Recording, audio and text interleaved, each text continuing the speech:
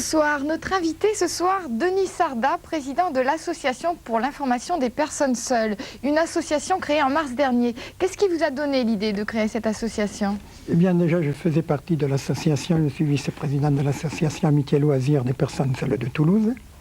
Et il existait des associations dans tous les départements limitrophes, Tarn-et-Garonne, Gers, Lot-et-Garonne, tous les départements pratiquement, donc qui n'avaient aucun rapport entre elles aucune.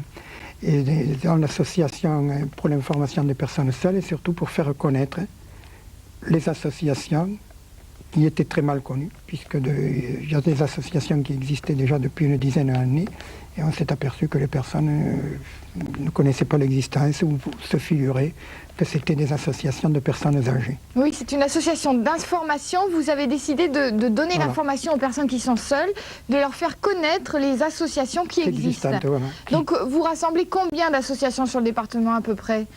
Sur le département, pour l'instant, il n'y en a qu'une. Il y en a une deuxième qui est en train d'adhérer. Mais c'est sur la région. Qui est nouvelle, mais sur la région, nous avons à peu près à l'heure actuelle 8 à 9 associations. Alors, qui sont ces personnes seules qui viennent vous voir? Ce sont des jeunes, des femmes, des gens âgés? Non, les gens âgés, en principe, non, puisqu'en principe, ils sont dans le club du troisième âge. Alors, ce sont des personnes, disons, la moyenne d'âge est plutôt située aux environs de la quarantaine. Bon, donc vous vous démarquez complètement, vous n'êtes pas une association de personnes âgées, vous n'êtes pas un club du troisième âge, vous êtes vraiment une moyenne d'âge, vous disiez entre 25 et... Voilà, il y a entre 25 et 65, mais disons que la moyenne, à l'heure actuelle, selon les activités d'ailleurs que nous pratiquons, puisqu'il y a des activités diverses, l'activité la plus importante à l'heure actuelle, ce sont les randonnées, qui ont lieu pratiquement tous les dimanches. Alors là, disons, la moyenne est plutôt située aux environs de la quarantaine. Donc sur Toulouse, oui, vous proposez chaque semaine des randonnées pédestres, le dimanche. À Toulouse, il y a des randonnées pédestres pratiquement tous les dimanches, mais l'hiver, il y a également des visites historiques de Toulouse, il y a du théâtre, où nous avons des conditions, nous avons une chorale, nous avons des bals, des repas d'AS1, toutes les activités que l'on peut souhaiter ou que peuvent souhaiter ces personnes pour se retrouver le dimanche. Alors, qui sont ces personnes seules en général qui viennent vous voir? Il y a plus de femmes, non, pour le moment? Il y a plus de femmes que d'hommes, oui. Bien que normalement, il y a beaucoup plus... En Midi-Pyrénées, normalement, les hommes seuls sont plus nombreux que les femmes seules, mais effectivement, dans les associations, il y a beaucoup plus de femmes que d'hommes. Il faut compter qu'il y ait 2 ou 3 femmes pour un homme. Mais ce sont surtout des personnes divorcées, des personnes veuves et les personnes séparées. Oui, quelles sont les grandes causes de la solitude? Vous venez de le dire, c'est le divorce, c'est ça, aujourd'hui? C'est plutôt ça, voilà. Alors après, bien que les personnes divorcées ont des enfants ou autres, mais enfin, elles ont la hantise de voir partir les enfants. Lorsqu'elles arrivent, les enfants grandissent. Et puis le dimanche, les enfants, les gosses préfèrent souvent sortir avec des copains de leur âge. Et ces personnes-là se retrouvent seules. Alors c'est pour ça que vous avez créé cette association, pas forcément pour faire rencontrer... Ah non, pas du tout. C'est pas une association de rencontre? Non, c'est pas un club de rencontre, ni une agence matrimoniale. S'ils se rencontrent au cours d'activités, s'il y a des personnes qui se rencontrent, ben, tant mieux pour elles, ce n'est pas interdit. En fait, ce n'est pas le but de l'association. Alors quels sont les échos des personnes qui font partie de votre association? Elles viennent, elles vous demandent quoi? Oh, elle demande à pouvoir sortir le dimanche, pouvoir rencontrer des personnes, pouvoir parler, parce que je crois que, j'en parlais de ces jours-ci avec quelqu'un, je crois que avant, il y avait un dialogue entre personnes, entre voisins ou autres, les personnes se parlaient entre elles. Et maintenant, dans un immeuble, souvent, on ne connaît plus le voisin. Et même au travail, les relations sont plus difficiles avant qu'aujourd'hui?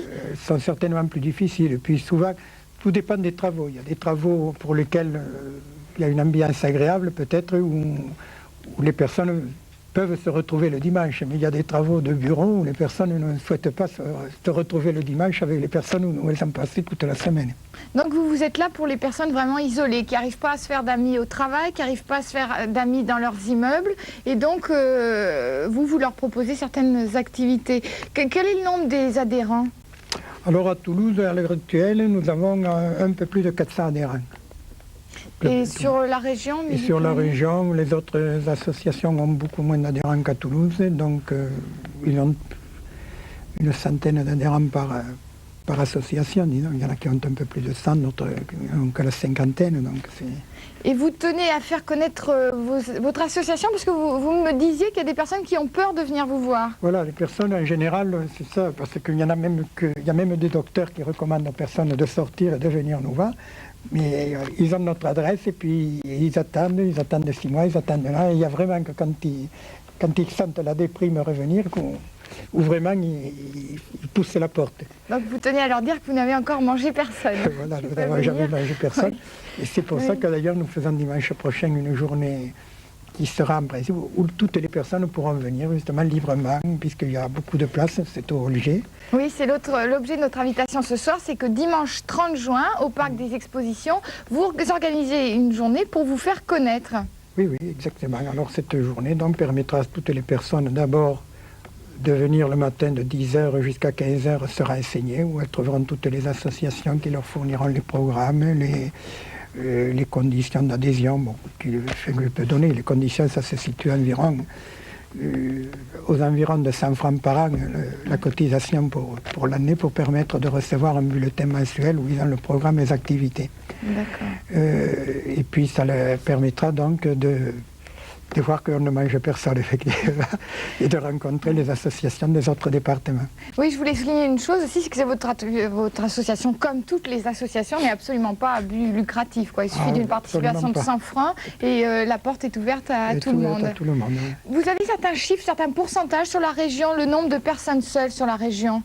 Alors la région Midi-Pyrénées, j'ai pris les statistiques du recensement de 1982, puisque c'était les seules qui étaient détaillées, et il y avait 260 000 personnes seules, ce qui correspond à peu près à 25% de la population de 25 à 65 ans dans la tranche d'âge que j'avais. Ce qui est assez important, ce qui est relativement important. Ça fait un quart de la population active qui sont des personnes seules. C'est plus important que les dernières années? Je n'avais pas de statistiques précédentes. J'ai l'impression que ça a toujours tendance à augmenter, oui. Alors nous les aurons prochainement, puisque nous aurons bientôt les recensements qui viennent d'avoir lieu en 90 ou 91. 90, ils avaient eu lieu. Et comment vous expliquez cette situation? J'y reviens. Comment vous expliquez? Quelles sont les causes?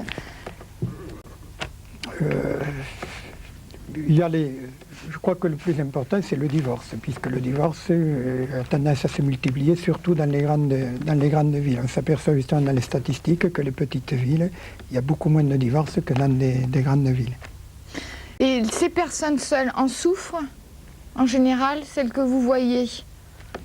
Je crois que tout un souffre. Il y en a peut-être qui cachent, qui disent qu'ils ne souffrent pas, qui ont tendance à souffrir. Je crois qu'en fait, tout le monde quand même souffre à un moment donné de se retrouver seul. Et je crois que c'est pour ça que nous faisons des activités le week-end. Je crois que c'est surtout le dimanche, parce que beaucoup me l'ont dit, elles appréhendent de voir arriver le week-end. C'est presque la terreur de voir arriver le samedi, le dimanche, où elles ne savent pas où aller. Oui, sans chercher forcément quelqu'un avec qui habiter tout le temps. Oui, au contraire. Beaucoup d'ailleurs, je crois, ne souhaitent pas habiter avec quelqu'un. Denis Sarda, je vous remercie d'être venu. Je rappelle donc la journée que vous organisez dimanche 30 juin, au Parc des Expositions. Qui durera donc de 10h jusqu'à 1h du matin, puisque l'après-midi nous aurons des balles, nous aurons un repas également pour les personnes qui voudraient y participer. Et nous aurons des balles avec un très bon orchestre, puisque c'est Paul Rémy International, c'est un orchestre très bien classé sur le plan national. D'accord, je vous remercie. Et je vous souhaite une bonne soirée. Je vous remercie à vous aussi.